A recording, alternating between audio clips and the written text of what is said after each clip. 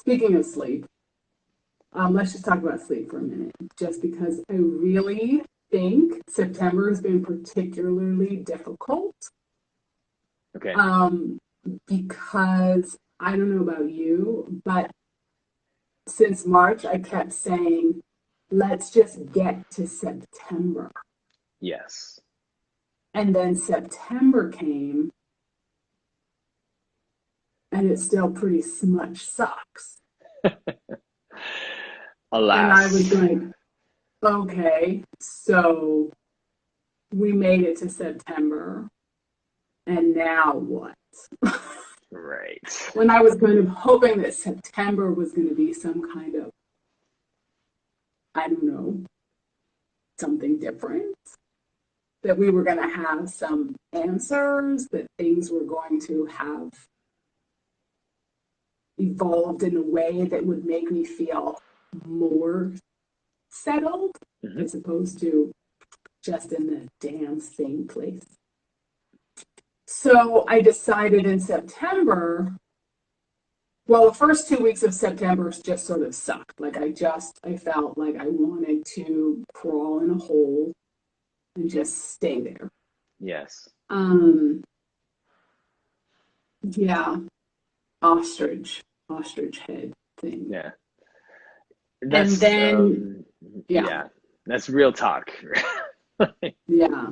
Yeah. Like I wasn't motivated for anything. I couldn't, I had a lot of who fucking cares moment, Yeah. like, Yeah. why am I working so hard to make something work when I just want to just throw in the towel and just I mean, I don't know what I would do if I threw in the towel, to be honest. I mean, this is how I talk myself out of it, right? So then Right. I'm like, so you just give up, you just get off social media, you just stop teaching online, you just let it go. And then I was like, and then what would I do? Right. Yes. It was just like, buck up, little soldier. Hmm. The show must go on. And it took me about 2 weeks. And back to the sleep thing, that's my coping mechanism. To Like sleep. I go to sleep. Okay. I'm just like, I gotta sleep. I gotta sleep this off. I have some deep faith in REM sleep or whatever that deep level is. And I Hmm. figure things get sorted out. And I'm like, that's good. That's good for my immune system. That's good for everybody. So when I would put my son to sleep, I would just go to sleep. And when my son would wake up, I would wake up. I was like, okay, he's 7, right? So Yeah. he's got a 7-year-old time schedule. Right. I wasn't staying up at night and trying to get stuff done when he went to bed. I just had to kind of relinquish getting stuff done. And Yes. I'm still a little bit there. I'm like, okay, I think the way that I'm going to survive this is by just feeling like I don't have to get so much stuff done Yes. and being okay with it not being done today and maybe not Hmm. tomorrow or the Right. next day. Right. Do you have people in your world who can speak into your life in those moments and be like, Maria, just breathe, just stop. That's not that important. Just let's just do something instead. Like, do you have those people in your world? Yeah, he's my husband. Hey, that's what I was asking. I just kind of Hey, I wanted to husband. just feel that out first. There. Yeah, he runs on a very different energy well, yeah, energy his level of go is very different than my go. It's not like a higher So frequency or a lower frequency. It's just a different frequency altogether. yeah, yeah. When we first, you know, started hanging out or like Hmm. dating or whatever. Or maybe later, I don't know, maybe it was already like marriage time. Like this is the classic scenario that I always share with everybody. It'll be like Saturday or any day, let's just say any day. And there's me like making my list, right? Okay. Okay. So there's this and this and this and this and this that I want to like accomplish today. You know, it could be like grocery shopping and then stopping at the hardware store and then doing this and that, you know, stuff, Okay. errands. And he'll look over my shoulder and he'll be like, "You want to do all of that today?" And I'll be like, "Yeah, yeah." But, you know, I mean, there's also like a cultural thing. I mean, he's real chill. He's just like, you know, move and chill. He's Yeah. chill. But then I think there's also like a cultural thing because he is Catalan. He is from here. I live Yes. in Barcelona. Hmm. And there's also just this like different kind of rhythm that, you know, people do stuff, people get stuff done, people check off lists all the time here. I know they do. Right. But not at Maria's speed. Well, yeah, or at an expectation that I hold for myself, Yes. right? And I think that is something that I've had to sort of really come to terms with. Well, Have on you though? one hand, come to, yeah, here, living here, moving from the US to Spain, Yes. moving to a completely different rhythm, Yes. and then working through that and feeling like, oh, okay, like I can like drop my nervous system down to a new kind of rhythm Hmm. as to how I navigate and motor through, you know, my life Life when I don't need tasks. to have like this like hyper jets pack on all the Hmm. time. Like living in New York, you had to have like your jet pack on. Zzz, Yes. right? Yeah. And then here it was like everyone was like, take that jet pack off. Like you Yeah. don't need that. And I was like, yeah, but I don't really know how to function without it. It kind of is who I am. It's my identity. I am part jetpack, right? Right. It And sounds then, like, oh, sorry, if I was to run with that analogy, it's almost like you're trading in your jetpack for a sail. oh, that would be nice. Yeah. And I'm still trying to, I've been here 10 years and I am still trying to figure out how to do the cruise sailing part. Yes. Chill, sail it out. And then, you know, these last 7 months have been this other kind of like weird, let's step back, but let's put the different kind of hustle, Yes. you know? Yeah. Like how do you rev it down but keep it going? Hmm. How do you navigate and feel like you're, you know, not just like treading water, but that you're actually, can I even say thriving? Like, I don't feel like there's a whole lot of thriving going on. I mean, yes, I take that back. I take that back. Yeah. There's a lot of creative ingenuity Yes. Because you created that space is now, right? Because you're not just super, hustling. Yeah. right, and Right. super inspiring. Hmm.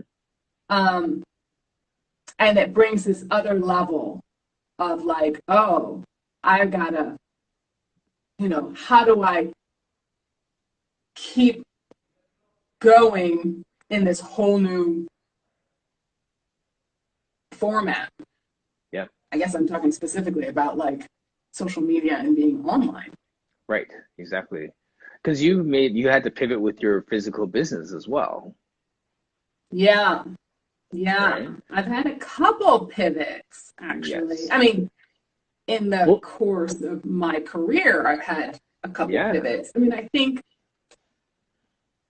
as entrepreneurs, people who create businesses out of what they love to do, I feel like we're already sort of inclined to kind of going with that, rolling with the punches, right? Yes. And Yes. like reinventing things as we need to reinvent things. Um, because I think there's a certain kind of creativity that comes with having to think in this kind of entrepreneurial mindset, right? Right.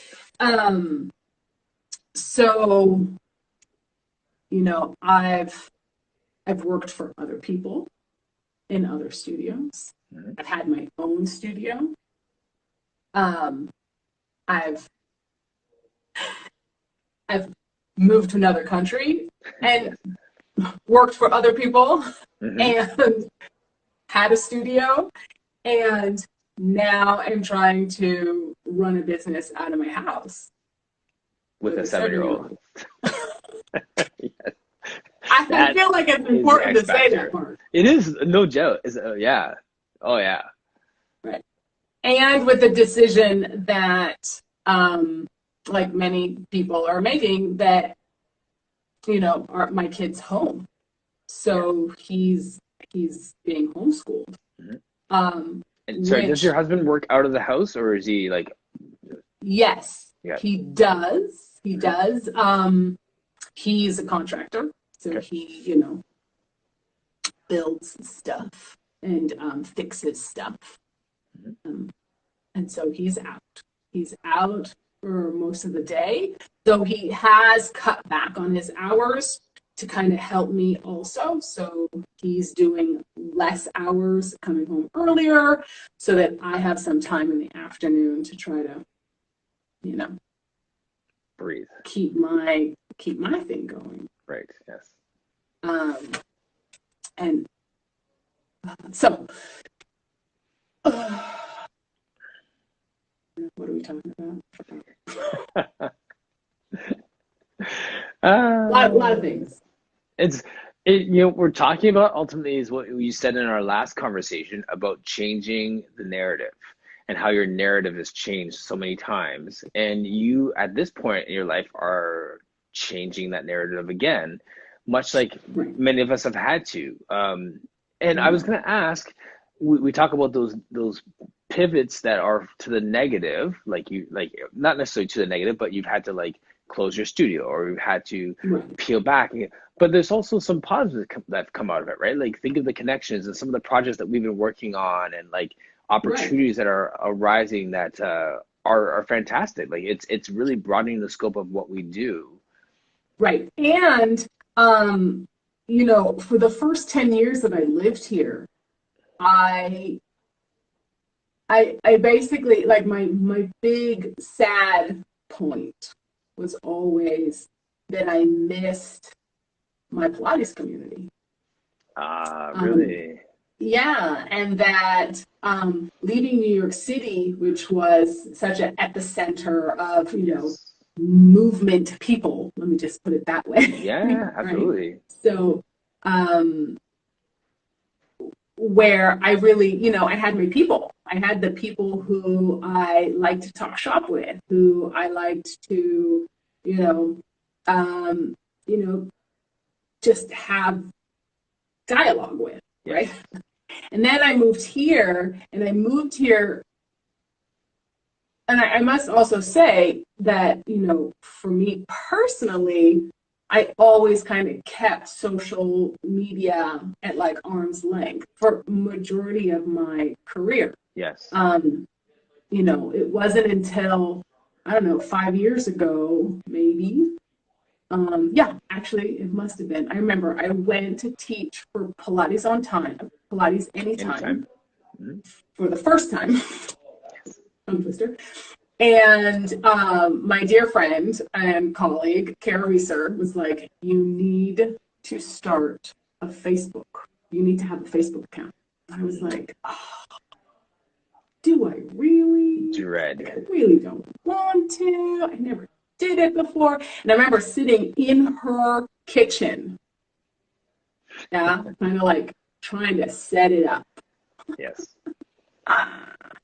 Anyway, and then, you know, I was late on the game to Instagram. I'm like late on the game to all of it, right? Because it doesn't come naturally to me. I mean, I don't know who it comes naturally to, but anyway, unless you're like a 20-year-old millennial. But, and, you know, good on you. I couldn't even get my ear pods to like connect to my phone, for crying out loud. Hashtag Um, facts. Yes. yeah. So yeah, I'm dating myself, right? Yeah. We're the So same I age, so think just run with it. what? We're the same age. You can just run with it. We're the same age. Yeah. You seem a lot more tech savvy than me. But anyway, okay, I'm digressing Yes. on something that I can't even remember what I was talking about. But um Uh, so in terms of like making these like transitions, I think that's what we're talking about, and like these yes. pivots in your business. Oh, I know. We're talking about the positive Positives, right? things that have happened over this, this totally wacky time in Right. history. And I'm never in my whole entire life did I ever think I would be so grateful for technology. You know, Mm, it blows my mind how much now I feel so much more connected, yes. um, just because, You met me? yeah. Yeah. Yeah, because I met you and a lot of other people, and it's like, oh, I kind of feel a little bit like, well, how come I held this out for so long? Like I should have Yeah. jumped in there earlier. Um, If I could just jump in there, I think part yeah, of the reason why we didn't jump in earlier is because this pandemic allowed us to gather around a common cause, put right. down some of our pretentious attitudes around this, like I'm better than you, and I'm contemporary, and I'm classical, or I'm trained by this Mm. person, or look at my six pack, or look at my following, or look, right? So Or those, not. Yeah. right, but all these things, like these were the things that made it so standoffish and so off-putting, and now Yeah, people don't care about those things because we're just trying to keep our people connected. right. Yeah, for sure. And I think also we realize that we have not only do we have so much to learn from each other, but Right. that it's so much more amazing and positive to support each other Yes. and to, cheer each other on in all of the, things that we do Right. and all the things that we're trying to do, you know, Absolutely. um, and not feel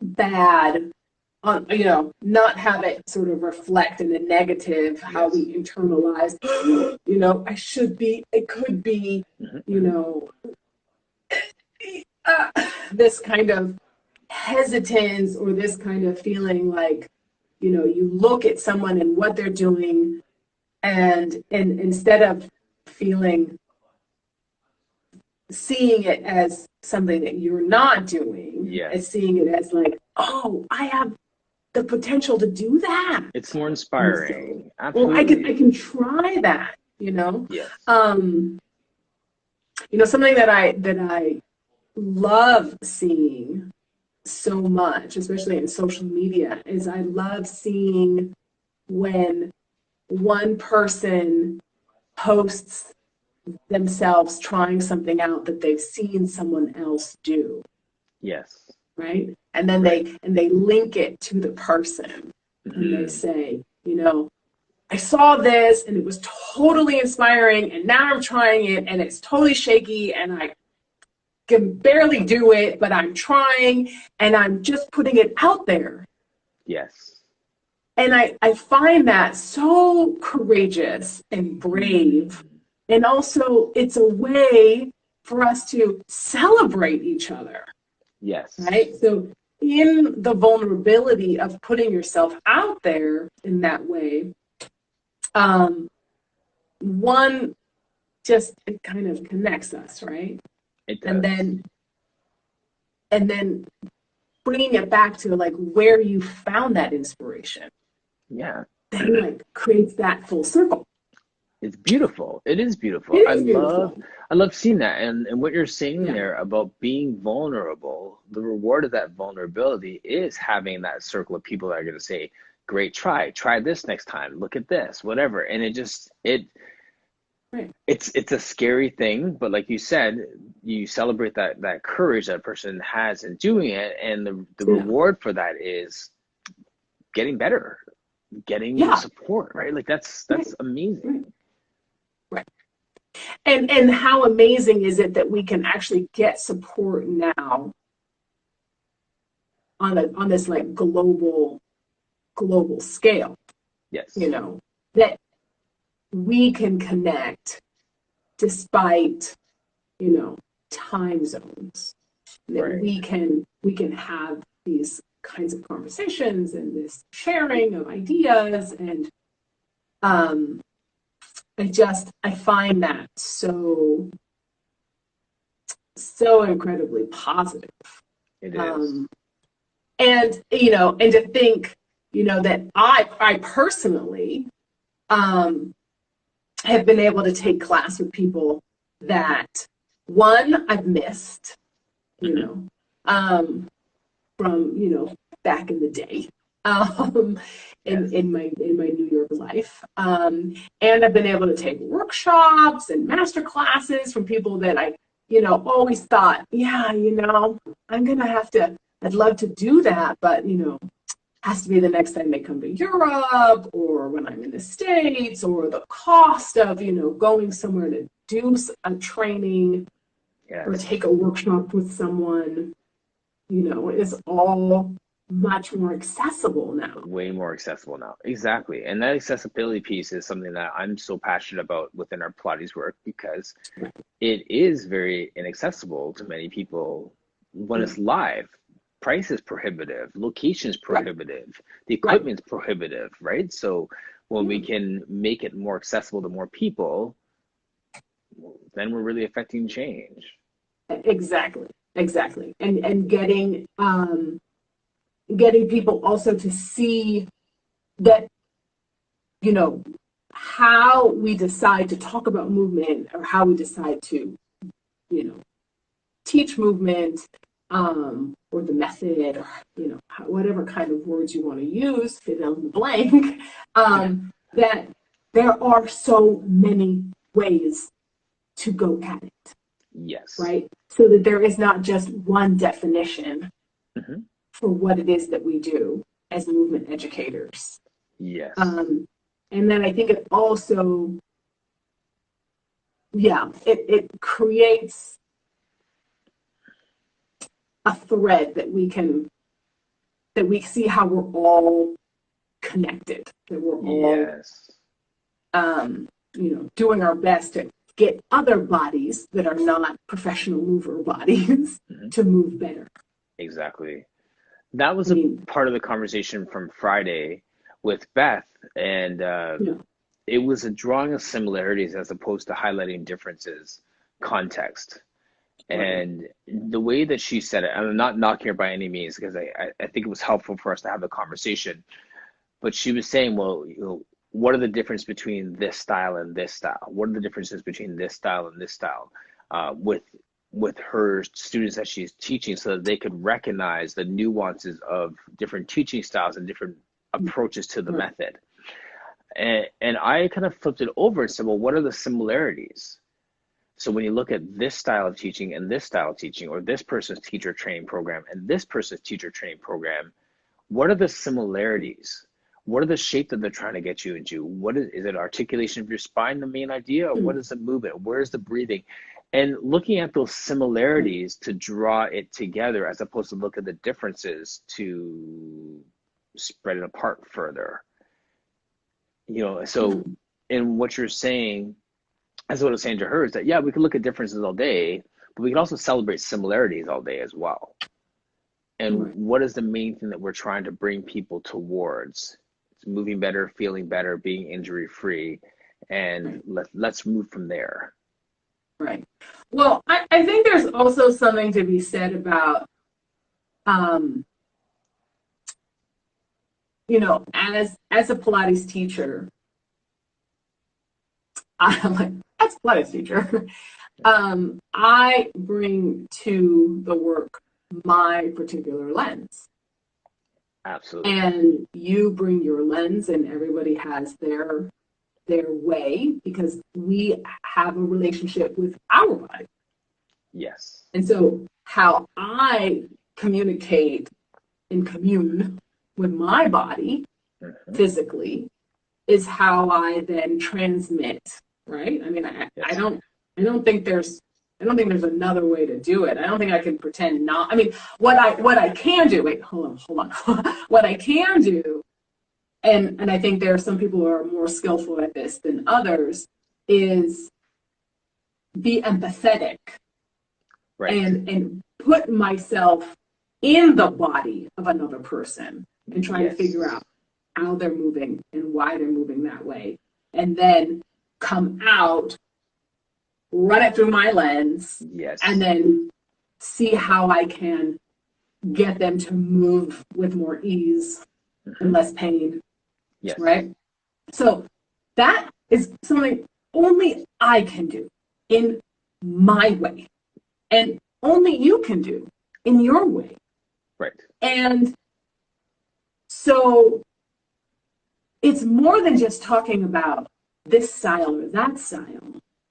It's like I speak and it resonates to a certain person. Right.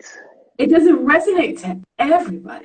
Nope. Only some people like my way of teaching. Absolutely. And those people, if they can find me, and then they'll be like, oh, I found the person who's talking in the way that resonates with me. Yes. Because otherwise, we can get down to this, like, your style, my training, your training. But at the end of the day, it really has to be, are our students have found us. Yes. And they are there and they are sticking with us. I hope. Because we're resonating with them, not because we've like beaten them down with a dogma Right. that has told them that my way or the highway. Yes. So on that note, Maria, can I sign you out and sign you back in, because we're going to start all over again. Do you have like 15 minutes to continue? Yeah. Okay. Awesome. Let's sign you off, and then we'll keep the conversation going, because I do have something on that point. Okay. So my question was, you said before that our students will find us, and then that they resonate with our style. The way that I've said it in personal training is like, personal training is personal. So I'm not offended if someone chooses to work with another client instead of me, because the styles resonate, whatever the goals are. So it's the same thing, but it's almost like I need to differentiate when you say like our students will find us, not the attendees in our class, but our students.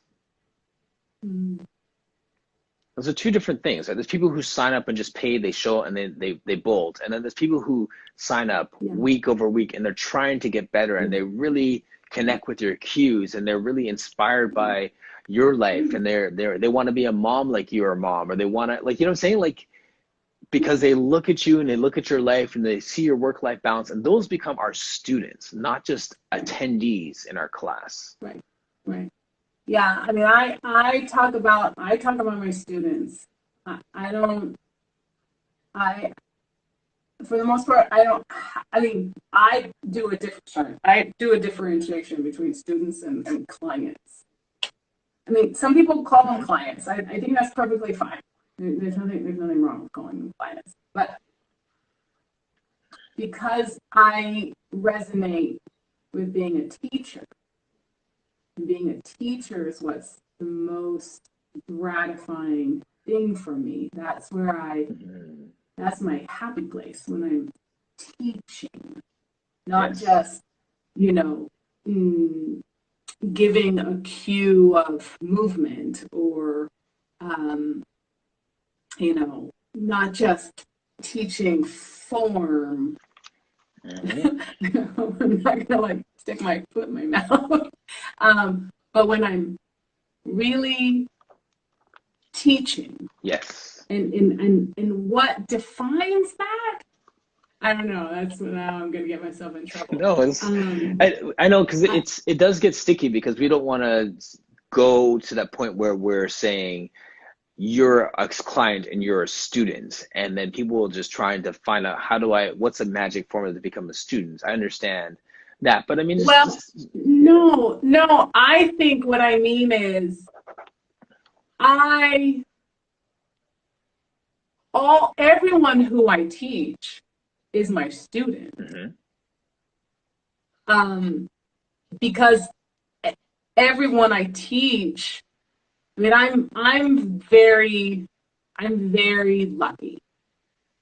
Um, I I have a lovely group of people who continue to come to my classes, whether they were going from, you know, in person at my little tiny studio to online, and they're still there, right? Yes. And they write me little messages about how something resonated with them, or Very nice. how that worked for them, or how they heard that for the first time in a different way. And those are the moments where you're like, oh, this is why I do what I do, Yes. right? Um, and Love it. then, over these months, back to like full circle to coming around to social media and, teaching online, I opened up into my schedule 3 classes a week that I teach teachers. I have a reformer class, and I have a mat class, and I have a chair class. And those sessions are very special because I'm dealing with sophisticated movers who Yes. love this work and Mhm. are working in their bodies at this other level, Yes. right? And so with them, I get to work on nuance in a way that's really rewarding, right? And those people, they are teachers, yet in these moments they become students. Yes. And I think the people who find me, back to like voice and how connect and resonate, they find me, and they find me because they've either seen a class, or they've been told to come and check out a class, or Hmm. whatever. They find me, they find us, they find you, Yes. right? Yes. And then they're like, oh, okay,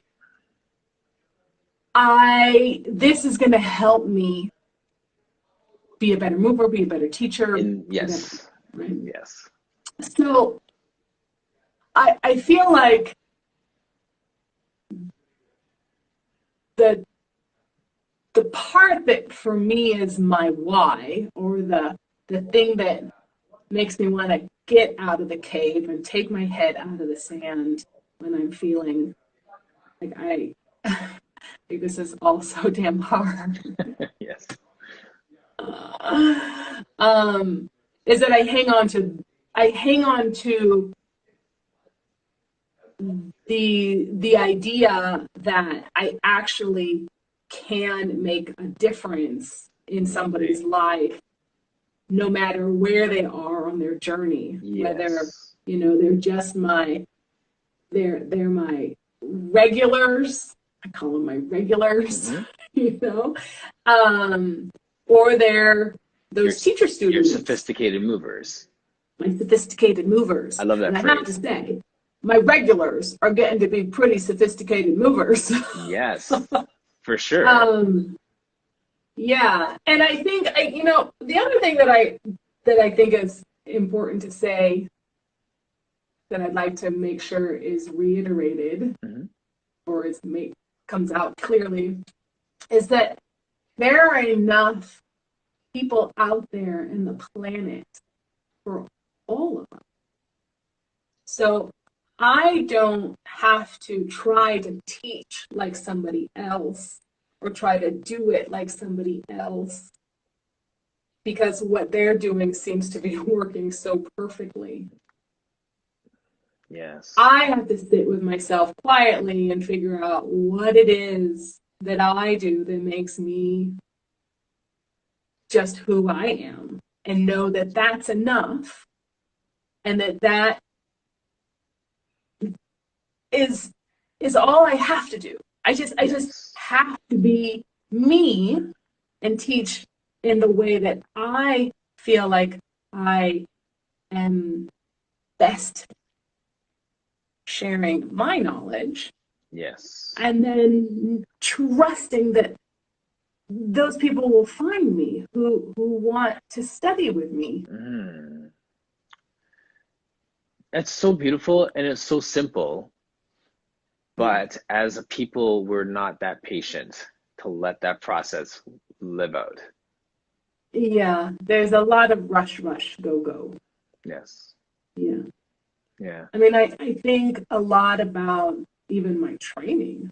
It took, I don't know, it took my training program. I mean, I think it was designed to be a year, Hmm. which I still think is, I think that's a lot, right? I Yes. mean, maybe people don't take a year anymore to study something. And I'm talking about like a year of like going into the studio every day, you know? Yeah. Um, and and then it took me a previous 6 months to do like what was at the time called the pre-cert Yes. program because I had never done Pilates before when I walked into the Pilates studio and I was like, I want to be a Pilates teacher. And they were like, have you ever done Pilates before? And I was like, no. And they were like, okay, well How let's much? let's let's set you up. Yeah. Right. So that took me about 6 months. I was also 20 years old and I had no injuries. So it took me 6 months to like go from 0 to 60, right? Right. Zip. Yes. And then I did my training program. But we had time Hmm. back then. Yeah. Time is a totally different beast right now. Yes. So true. And yeah, so if we could figure out how to slow some things down, I think it would be really beneficial to all of us. You mentioned that right at the beginning. For those of you who are just joining us right now, this is our second hour.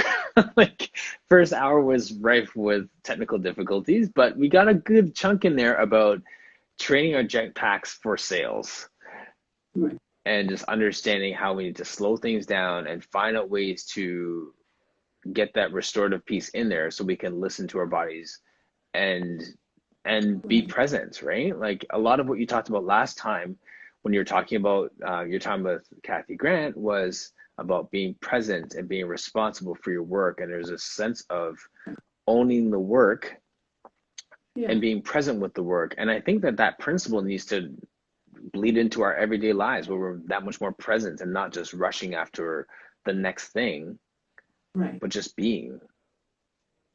Yeah. Yeah. I think it's really challenging Yes. when the world around us seems to be moving so quickly. Yes. And even now, when people are being forced to slow down, Hmm. I feel like, you know, the minute you get the green light, it's it's go, go, go, go again. Again. Um, and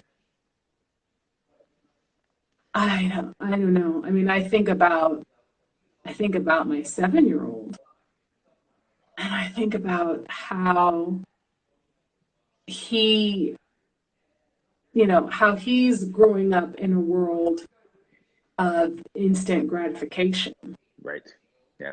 Um, and I know there's like a lot of papers that are written about this and articles. There's nothing new to what I'm saying, but just the take a picture, let me see it. To Yes. the, today he was wanting to listen to music on Spotify. And I tell you, that kid like changed the song. I mean, he didn't even listen to like 30 seconds of the song before he had already decided he didn't like it and he wanted the next one, and the next one and the next one. And I had to be like, when I was a kid, we listened to albums. Right. Right. Here's a record for Christmas. Like try this out. Yes. I mean, I hear you. Yes.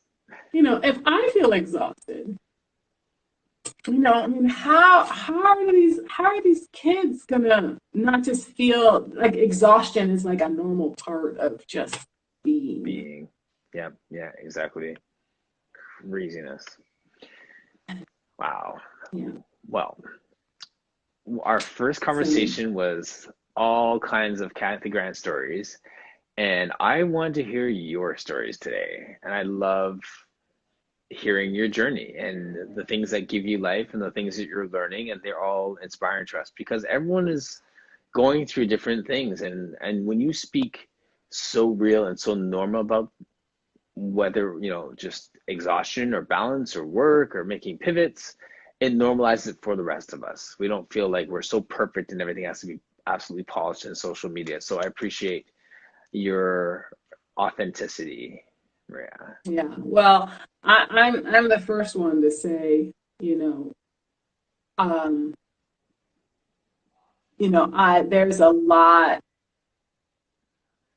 there's a lot of stuff that terrifies me. Mm-hmm, mm-hmm. And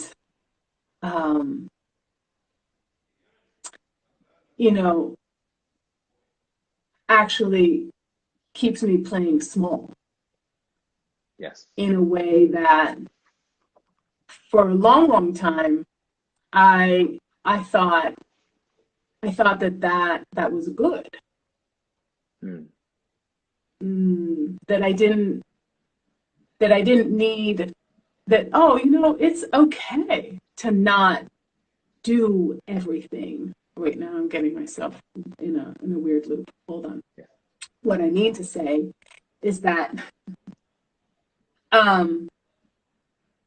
there's a lot about how quickly things move and how people put themselves out there. Yes. That's not it's not how I feel comfortable. Gotcha. Like I want everything to look polished. Right. Like I want everything to look like I've got everything together before I even put it out there. Yeah. And so for me, thinking all the time, well, since I don't have it, let me just shy back. Let me just hang back. Yes. Let me just hang back because I'm not ready, because I don't have all of it put together in a slick package. And so I always just thought, well, it's okay. You just hang back. If that's where you feel good and you don't need much more, then that's fine. And there is that. I'm happy with the me. Yes. That used to think that. I don't regret that. But I also do feel like there's something that's come maybe with, turning 45 or being over 40 that makes me feel like, oh, maybe I don't have to be so hesitant about trying that or doing that, or Right, exactly. And see the little comment here from Pilates Institute of SoCal. Yeah. Do you think it's a dancer in you? Practice until it feels right. Maybe. So you mean like that I always feel like I'm not quite ready? Yes. Because I haven't practiced enough. It's not polished enough. It's not polished enough to be presentable. Right. Yeah. Yeah. It could be that. Mhm.